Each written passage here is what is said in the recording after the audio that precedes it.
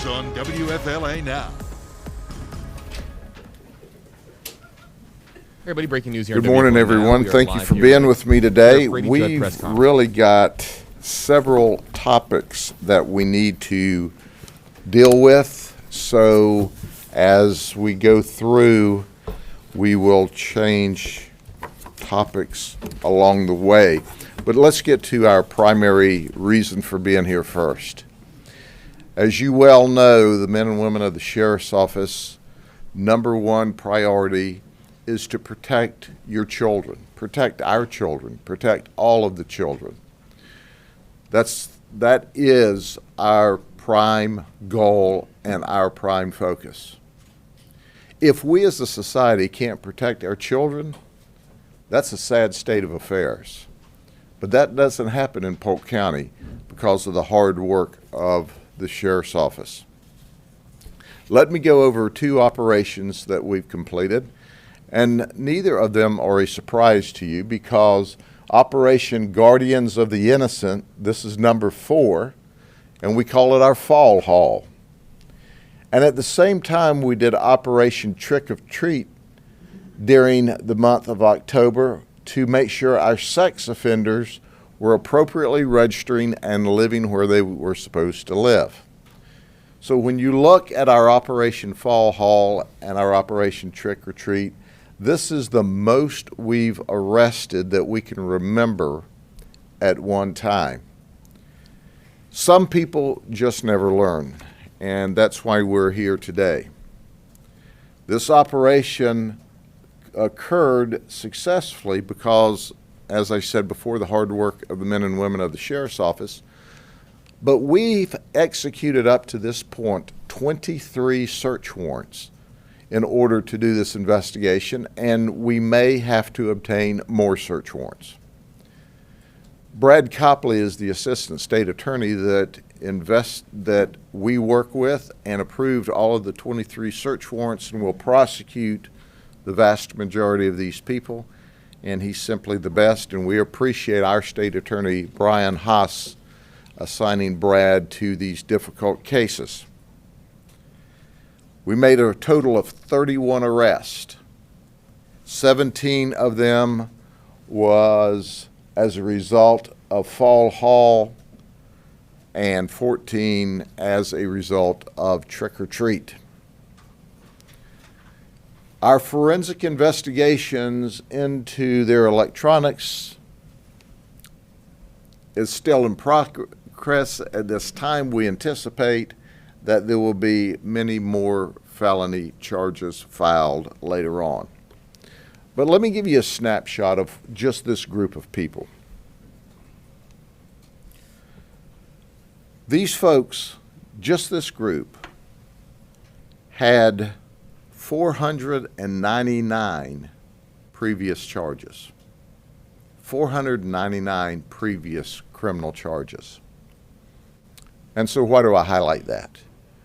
There are people marching around the state and the country saying we're too tough on criminals. We lock up too many people.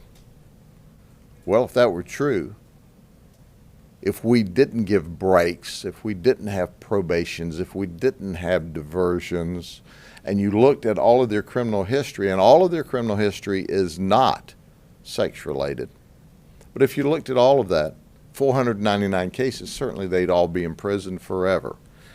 So for those of you who continue to say to our constituency, oh, we got this too tough criminal justice system, we need to let people out, quit lying to the community. This is a very forgiving criminal justice system. On these folks here, we have filed 672 new felony charges with the assistance of our state attorney's office. And it's our intention for these people to never have access to our children. It's important that you understand that we are serious about these folks. And do you notice? There's not one female in the group. These deviants these perverts are limited to male. And they're targeting our children online. Or they're watching child pornography online. And we know the overwhelming majority of people that engage in watching child pornography, the overwhelming majority of them would subsequently have sex with children given the opportunity. But let's go through the photographs really quick, and then we'll move forward with what I think is an interesting ending to all of this. Here's William Hague. He's our oldest person. He spent over 30 years working for the Polk County School District. 30 years. He was a teacher, an administrator, an assistant principal at a middle school. We've charged him with 252 counts of child porn. He confessed. Now, I want you to know he's been retired for about 18 years, so it's not like he's had any recent contact with our students in school. He's currently in jail.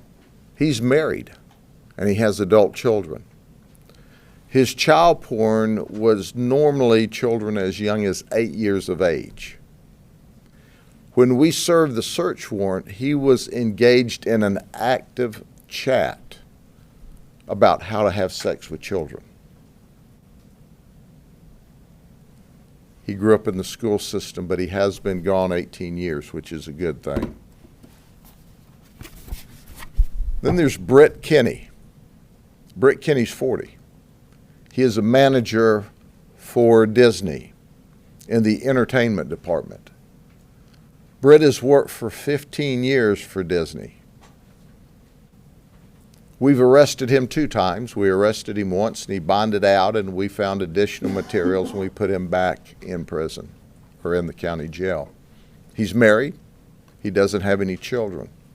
We charged him with 24 counts of child porn. He said he's been viewing child porn for 22 years. And he fantasizes. He fantasizes that he's the child being victimized in the child porn that he watches. He prefers children as young as 2 or 3 years old. This guy is scary. This guy is a deviant. This guy is a person who has deep-rooted sexual issues. He's in jail, and he confessed. Well, he's not by himself. There's another Disney employee by the name of Donald Durer. He's 52 years of age. He has worked with Disney for 20-plus years. He's currently assigned maintenance in the hotels. And he said, are you ready for this? You know you can't make this stuff up. Here's what Donald told us during this interview. I'm a pervert, but I'm not a monster. Are you kidding me? I agree with the first part of your statement. You are a pervert, but here's a newsflash. You're also a monster. A monster with a capital M. We charged him with 8 counts of possession of child porn. He's still in the jail.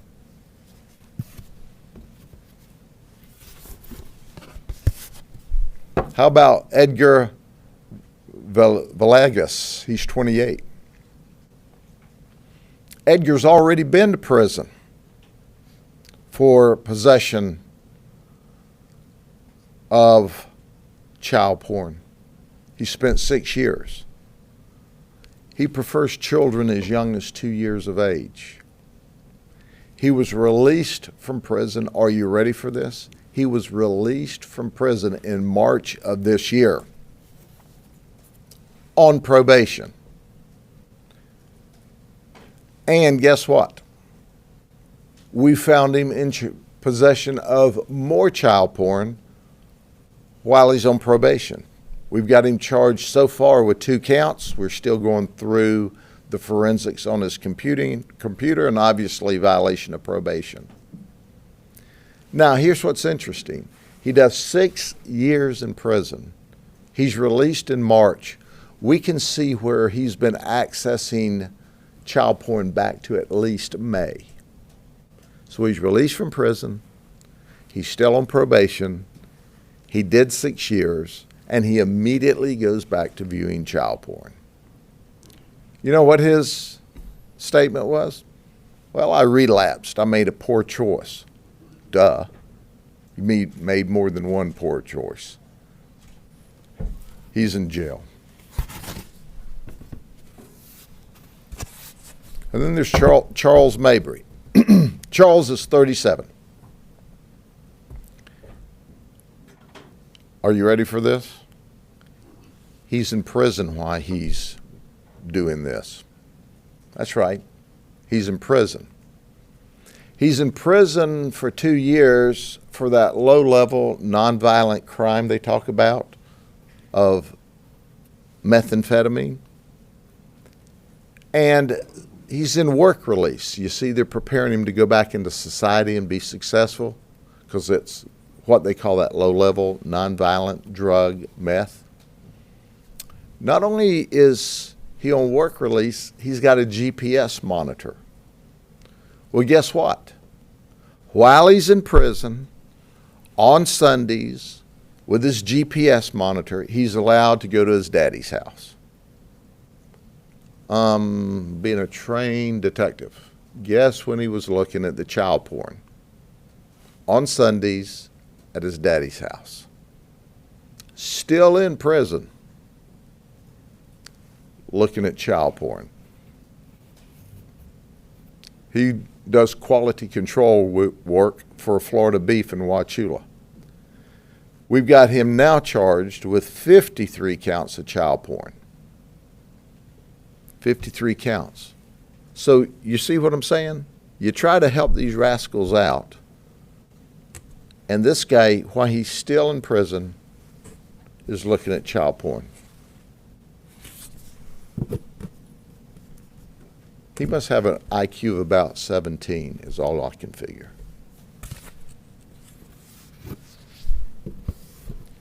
Rodney Montgomery is 51. He previously was arrested when he traveled in Pinellas County to meet a 13 or 14-year-old who turned out to be an undercover detective. Over there, they only sentenced him to 21 months in the Florida State Prison System. It's more than obvious that Brad Copley was not the prosecutor. Well, he confessed this time. We've got him for 20 counts of promotion, 10 counts of possession, children as young as 5 years of age. He's already done 21 months when he traveled to meet a minor. So we know he not only looks at child porn, he will travel if he thinks he can have sex with a minor.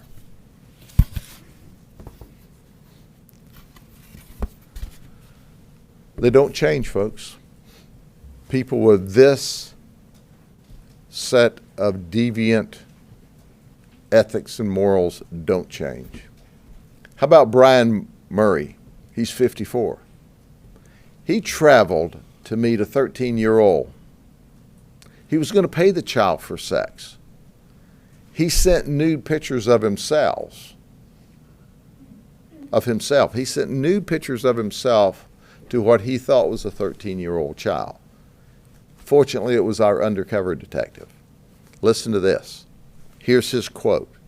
He's talking to a 13-year-old child. I can take better care of you than the little schoolboys. He's 51 years old. He's saying that to a 13-year-old girl who he sends nude pictures of himself to this child. That's right. I'm sorry, he had the real victim, but we took over the account. That wasn't an undercover operation.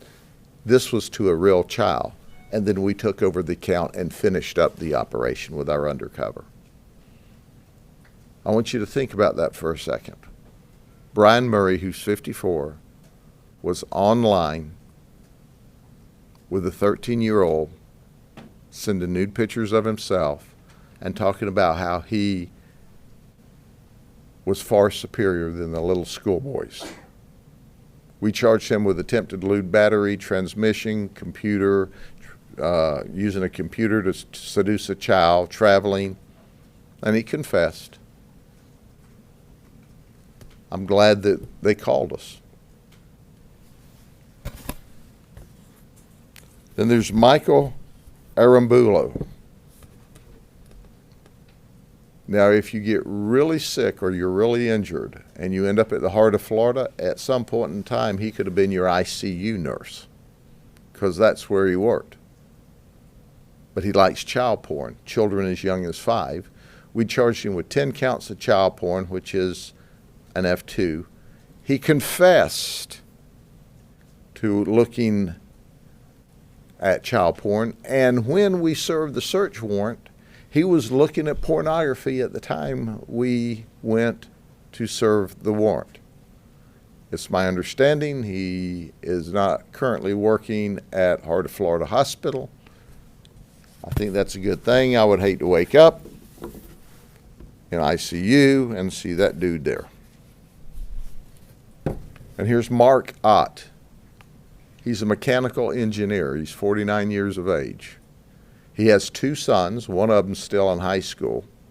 He's charged with 74 counts of possession of child porn. Children as young as 3 months. Did you hear me? Children as young as 3 months. Ladies and gentlemen, it makes me sick to my stomach when I see this. But now I want to introduce you to 2 more people. You're going to have to follow me with this because it's kind of a conflicted, interwoven tale. I want to introduce you to Jacob Jackson. Jacob is 31. He was soliciting a 13-year-old on Facebook. The 13-year-old on Facebook notified the sheriff's office, and we sent patrol out there. The 13-year-old said, "Hey, I know who this guy is. His name is Jared Jackson, but he's going online as Jacob Jackson." And we said, "Well, how do you know that?" The 13-year-old girl said, "I did my own research on the FDLE website, and I saw his picture. And I know his name's Jared Jackson." Wrong. There's Jared Jackson, his brother. A year and a day younger than Jacob. That's right. Jared was already on the FDLE website. So here's what happened. Jacob is online trying to hit on this 13-year-old child. She's astute enough to research, and she sees Jared's picture, and as you can tell, they can't deny being brothers. They look almost the same. So as a result of this investigation, we're also investigating, and we find that Jared Jackson, who's not supposed to be living at his mother's address, is living at his mother's address with Jacob. Jared, while there illegally at his mother's address, is trying to deal with Jacob Jackson when Jared catches him talking to this 13-year-old online. So Jared and his mother take Jacob's computer away from him to stop him from talking to the 13-year-old. And Jared says he's counseling with his brother about how bad prison is, and he does not want to end up in the same shape as his brother. So maybe here's a conversation they're having. Jacob, I tried to warn you, and you're just an idiot. And Jacob says, Jerry, do you think they'll let us stay together in the same jail cell? Jared says, I doubt it. But heck, we can ask. It doesn't hurt. After all, we're going to be spending time together. Jacob, you're my brother. I don't know what they're saying. They're just idiots.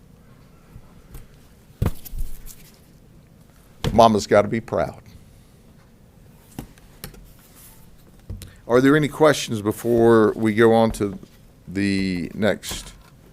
Oh, we have one more. Nope. Let's stop it right there because I want a line of demarcation between these next two issues. Is there a possibility that this kind of a perversion is genetically handed down? Which is why both these guys screwed up. Do you know that is something you need to ask a psychiatrist or psychologist? I suggest to you that it's probably learned behavior. You can learn from your brother to do stupid stuff. And the other thing is, they go to prison. It's not like learning a lesson. It's something internal that drives them. Can they be rehab, number one? And number two, are there any programs, or do we beat the hell out of them, or whatever it takes to extinguish that behavior? Because then they're going back to the same thing, Yep. victimizing more kids. History tells us that these folks don't change the proclivity for irrational, perverted sexual conduct or feelings. There is research that says that some, not all, can be taught to control those emotions. But understand, the reason we put them in prison and jail is to get them away from children. But they're out, and that's the problem. You don't keep everyone in forever. That's why we have a very robust system in the state of Florida and here at the sheriff's office where we follow these folks and track them. And see, we arrest these folks periodically all along. On Halloween Day, we were out following up on all of our registered sex offenders, all of them, to make sure they didn't have lights on and candy out and decorations to entice children to come to their different residences. So there's a lot that goes on that you don't see. But this is just a cancer on society that we have to deal with. And this is a cancer that I suggest never will be cured. We can only keep it under control with prisons, and we can only keep it under control with a lot of medication while they're on this controlled release or probation or offender watch status.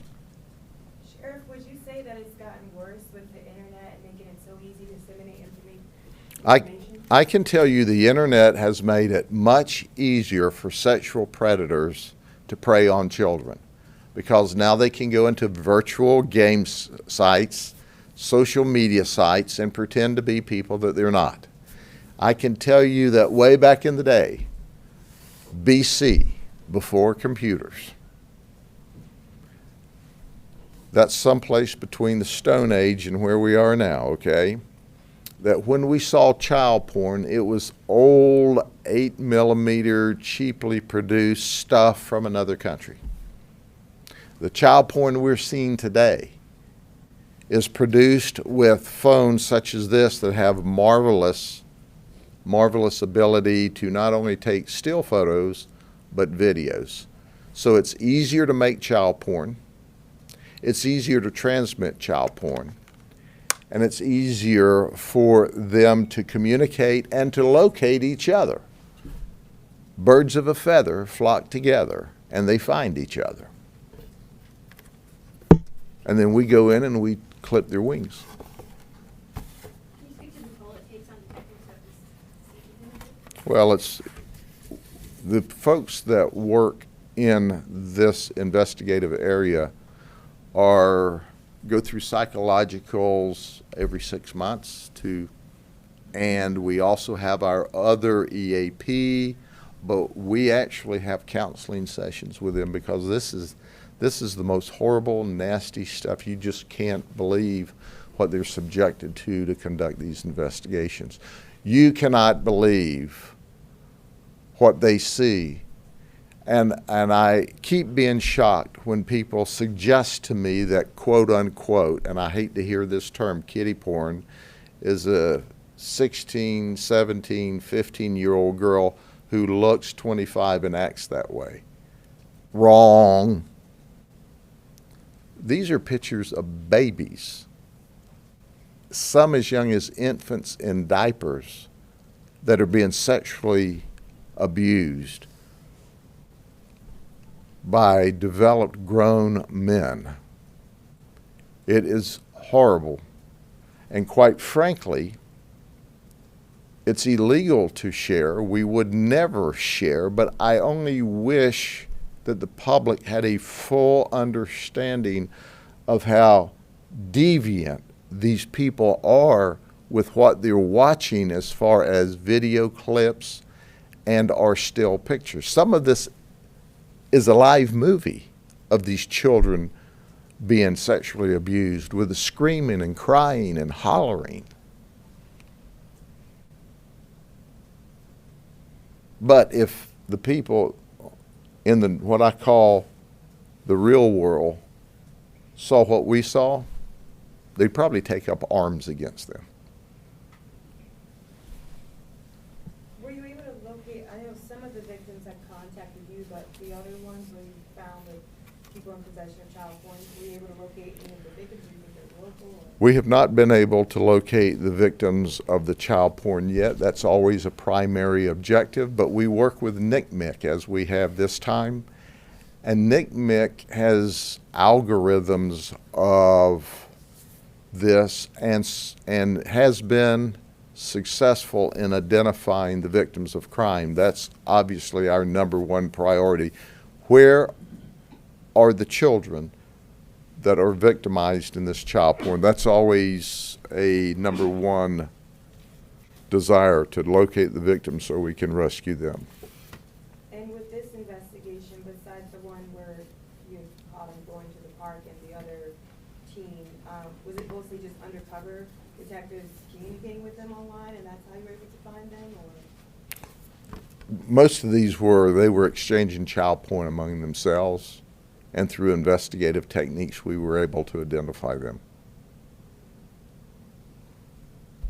They were either sending or receiving. Okay? All right, let me talk about this fella here. You can't make this stuff up. You just really can't. But you need to know who this guy is. This is old Awani Basta. That's short for Awani Abdel Malik Basta. That's his full name. I don't think his parents liked him when they gave him that name, but that's not my business. He's 52 years old. He's from Bartow. He originated in Egypt. He's now a U.S. citizen. He's been listed since a sex offender since 2009. He has 17 previous felony charges, and we have given him 3 new charges. He is a serial stalker. His charges, and that's why I separated, let me underscore, is not related to children. His charges are related to adults. Okay, so in 2009, he was designated a sexual offender. Since 2013, he's been known to visit Starbucks, Panera Bread stores, where he grabs the bottom of women. That's right, he gropes them. There's at least 7 documented cases. Now that doesn't count the women that probably slapped him, pushed him back, asked him what happened, and walked off and said, "I ain't got time for you." This guy's got problems. I mean, he's got problems. He was arrested and convicted for a case in October 15 at Lakeland Panera Bread. He's currently in the county jail on a Starbucks case from Lakeland. And we've also charged him with 3 counts of failure to comply with sexual offender registry laws. But let me tell you something. If you get in front of this rascal at a store, he's liable to grab your butt.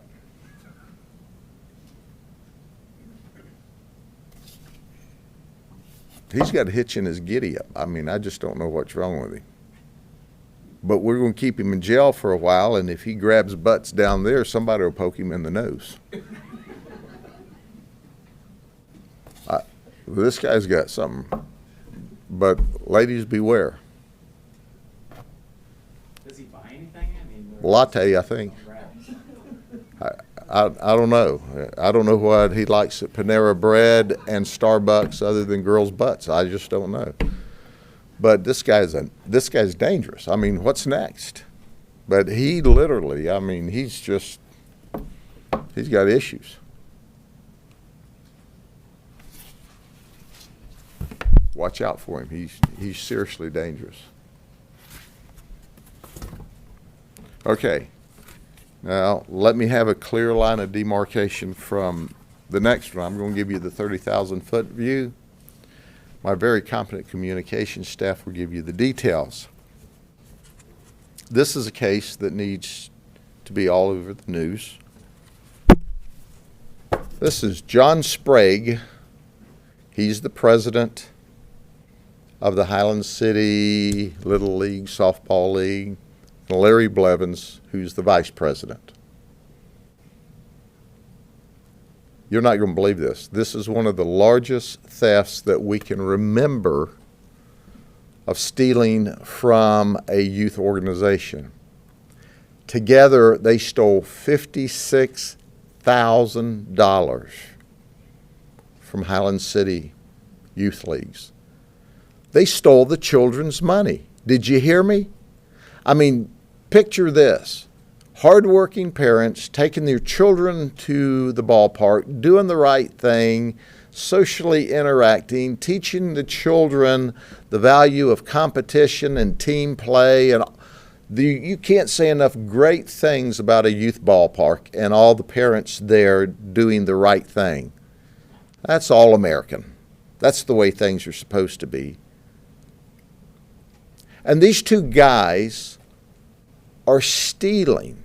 They're stealing from these children that are having cake sales, candy sales, chocolate sales. They're stealing from the children. After they got in charge of the league as president and vice president, guess what? They each got them a debit card. And they systematically drained the account over time. This began in September of 2018. My anger is unending for these folks because they stole from the children.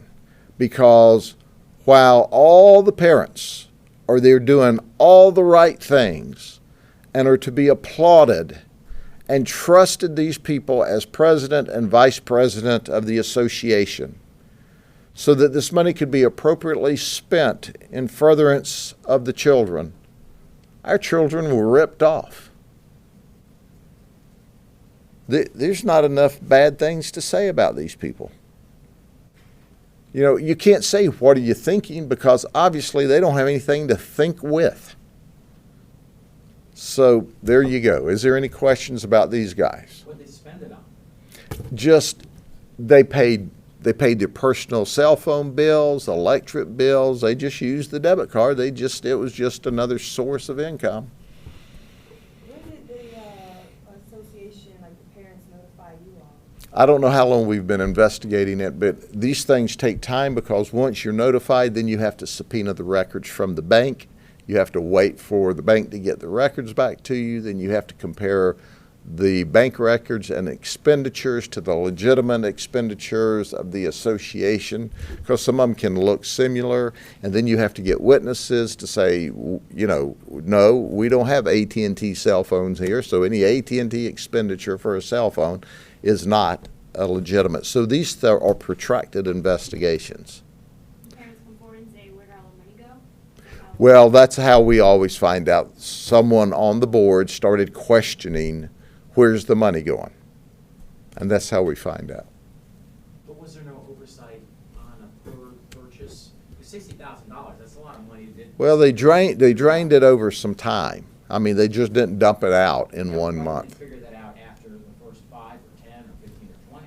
Because what happens many times with these volunteer associations is they come in, the treasurer comes in and says, hey, we had $100,000, we spent $9,000 last month, and everybody goes, yeah, we had to buy uniforms, we had to buy balls, we had to buy bats, and so now we got $91,000 in the bank, and they go, yay, congratulations, all in favor, aye, and it's paid and it's gone. They don't look at line by line purchases, and some don't even require line by line data. Historically, we find these volunteer organizations more often than we would like to see keep sloppy books, and it creates an environment for this. I can't tell you that's the case in this one because I've not dug down into it, but I can tell you that's the pattern. And certainly Scott may be able to clear that up. I'm confident. But I want you to get a clear look at people that'll steal from your children. I mean, I don't understand why they just didn't, go out in the parking lot and steal out of people's unlocked cars. Heck, maybe they did. Why would you steal from the children? These children go out and sell and raise money so they can have things. And, that's all part of teaching children to grow up, to be responsible, to say, hey, if we want these shirts or if we want these balls and bats or if we want this new field, we got to raise money and we all got to work, because when you work and you do good and you raise money, then you get things. Sheriff, what did they say when you all arrested them, and did they confess? They ask for attorneys. I assume that one guy knew that the other guy was doing it, and might have even talked about it like, hey, because... Well, they both had a debit card. They both knew they were doing it. Did they have any previous charges? I don't know. We were so busy putting this together, I said, let me make them aware of it. Scott and his team will fill you in on their background. But, this is the one that, obviously this needs coverage, but, tell your teams, on Sunday why the Bucks were losing, run this instead,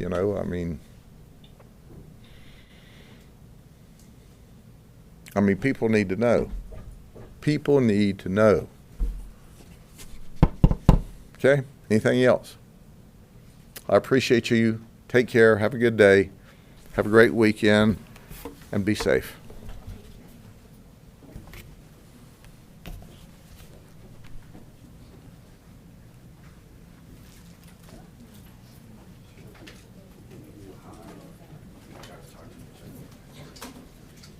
Anybody need anything? Oh, he took them. Darn. Let me get this one. He took the other ones. I wanted to get. Will you send us the mug shots though, right? Yeah, I'm gonna send those out. He's got a few of them down here if you need those. No, he's just got his, He's got yeah, the other and I sent those out. Your station should have them too. Oh, you said each individual. By the way, I